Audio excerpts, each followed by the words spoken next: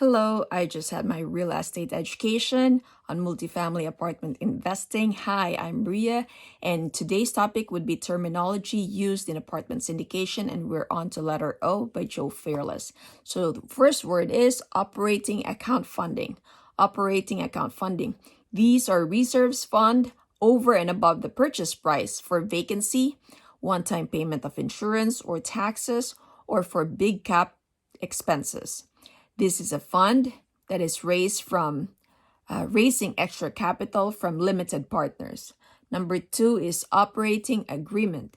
It outlines the responsibility and ownership for general partners and limited partners.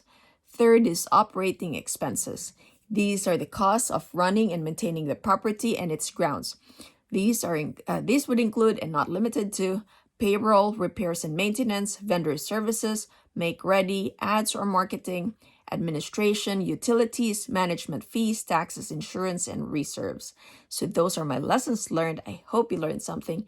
Don't forget to subscribe to my channel, and you can also get a free section of my book, Apartment Prescription, down in the link below. Take care and God bless.